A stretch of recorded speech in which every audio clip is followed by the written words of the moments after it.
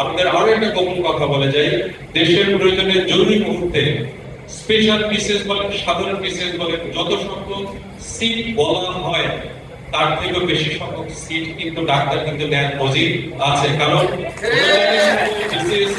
অতিরিক্ত 2000 ডাক্তার নিয়োগ দেওয়া হয়েছিল, সেই আন্দোলনকারীদের আমি একজন ছিলাম এবং সেজন্য সরকার তখন আমাদের কথা শুনে তাদের নিয়োগ দিয়েছে। সো আজকে আপনাদের মাধ্যমে আমরা সরকারের ঊর্ধ্বতন কর্মকর্তা সবার কাছে এতটুকু বলতে চাই যে আমরা নিয়োগতান্ত্রিক উপায়ে আপনাদের কাছে এসেছি।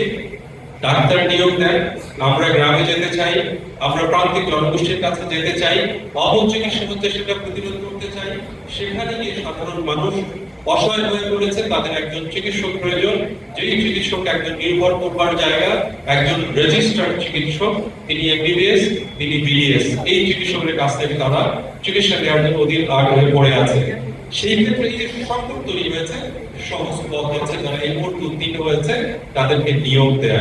এটা নিয়োগ দিলে অন্য চিকিৎসকরা কষ্ট পাবে না, দেশের সাধারণ মানুষ বড় উপকৃত হবে।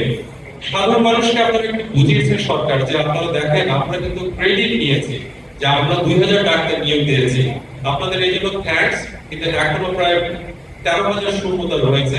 সে শূন্যতা পূরণে এই যে ডাক্তারের সামনে যারা বসে আছে 48তম বিসিএস এ তারা উন্নত হয়েছে, পরীক্ষায় পাশ করেছে, সকল ক্রাইটেরিয়া ফুলফিল করেছে, শুধু পদ আছে বাকি।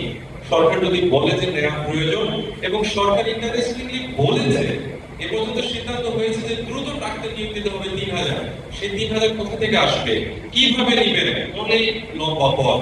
সবচেয়ে সহজ পথ হচ্ছে সামনে আছে এই 2000 ডাক্তার, তাদেরকে নিয়োগ দিয়ে